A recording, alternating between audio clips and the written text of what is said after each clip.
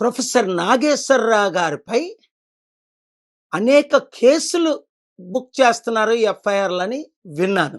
అసలు ఏంటి సబ్జెక్టు? అమెరికాలో బిజీగా ఉన్నాను కదా అంటే చాలామంది కాల్ చేసి ఇది చాలా అన్యాయం జరుగుతుందండి. ప్రొఫెసర్ నాగేశ్వరరావు గారు అందరి గురించి మాట్లాడతారు, అది సత్యమే. ఒకసారి నా గురించి కూడా మాట్లాడారు సందర్భంలో.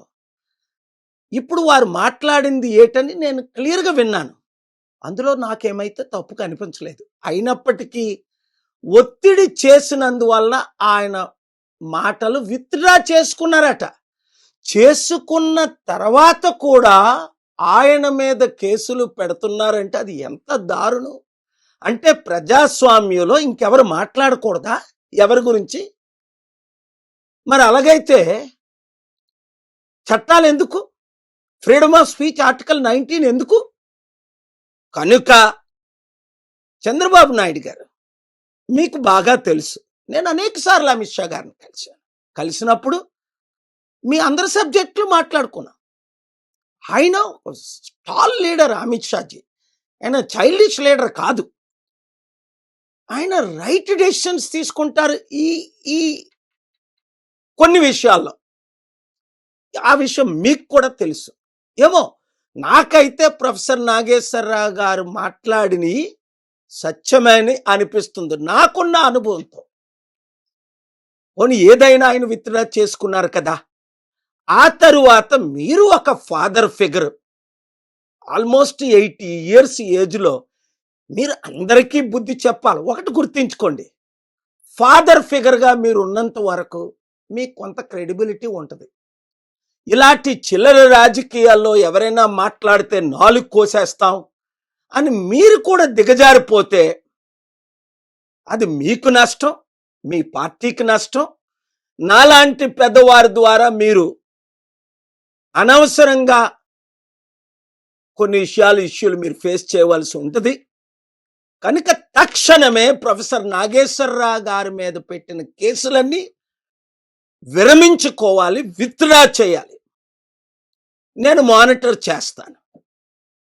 ఈ వీడియో ప్రతి ఒక్కరు ప్రజాస్వామ్యములో ప్రొఫెసర్ నాగేశ్వరరావు గారు లాంటి వారు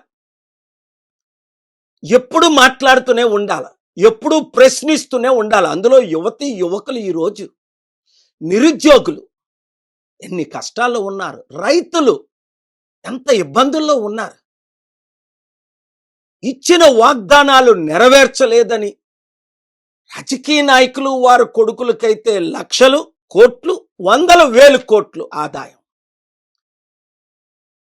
ఈ సాధారణమైన యూత్, అన్ఎంప్లాయిడ్ యూత్ మణిగిపోతున్నారు.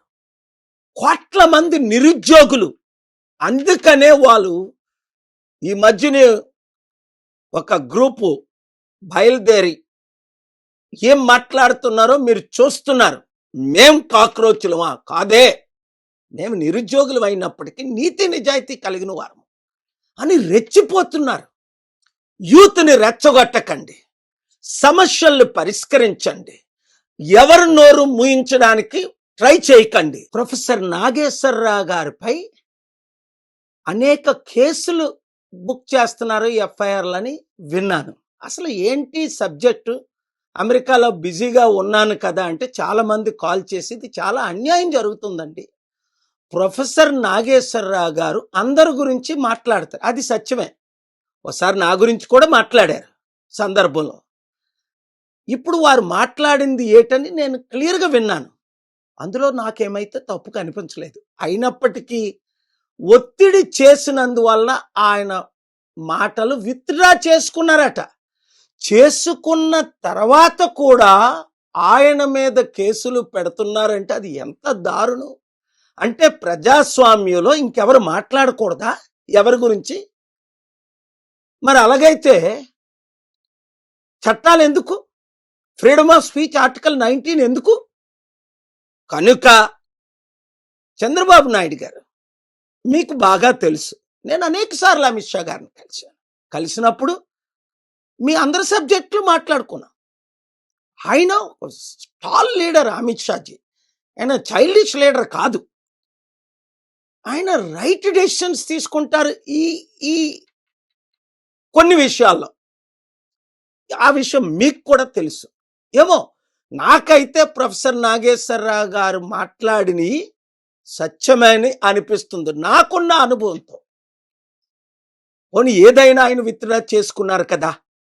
ఆ తరువాత మీరు ఒక ఫాదర్ ఫిగర్, ఆల్మోస్ట్ 80 years ఏజ్లో మీరు అందరికీ బుద్ధి చెప్పాలి. ఒకటి గుర్తించుకోండి, ఫాదర్ ఫిగర్గా మీరు ఉన్నంత వరకు మీకు కొంత క్రెడిబిలిటీ ఉంటుంది.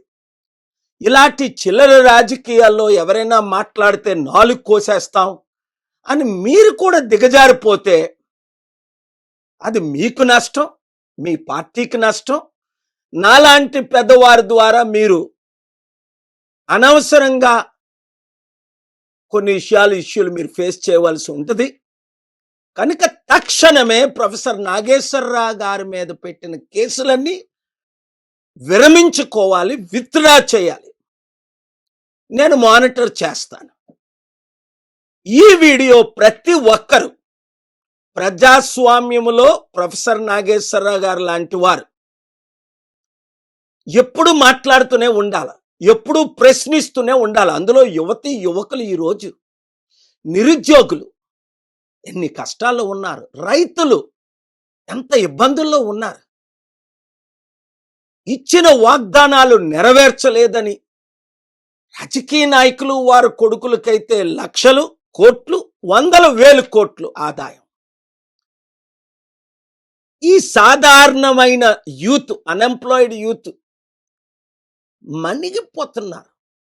కోట్ల మంది నిరుద్యోగులు. అందుకనే వాళ్ళు ఈ మధ్యనే ఒక గ్రూపు బయలుదేరి ఏం మాట్లాడుతున్నారో మీరు చూస్తున్నారు. మేం కాక్రోచులమా? కాదే, మేము నిరుద్యోగులు అయినప్పటికీ నీతి నిజాయితీ కలిగిన వారము అని రెచ్చిపోతున్నారు. యూత్ని రెచ్చగొట్టకండి, సమస్యలను పరిష్కరించండి. ఎవరు నోరు మూయించడానికి ట్రై చేయకండి. ఎంత నోరు మూయించాలంటే అంతమంది ఎక్కువ మాట్లాడతారు. ఇప్పుడు నేను అమెరికా నుంచి మాట్లాడుతున్నాను కదా. అన్యాయాన్ని సహించు, న్యాయం కొరకు పోరాడదాం. అందరూ కలిసి ఈ వీడియోని అందరికీ రీచ్ అయ్యేటట్టు షేర్ చేయండి. Thank you very much.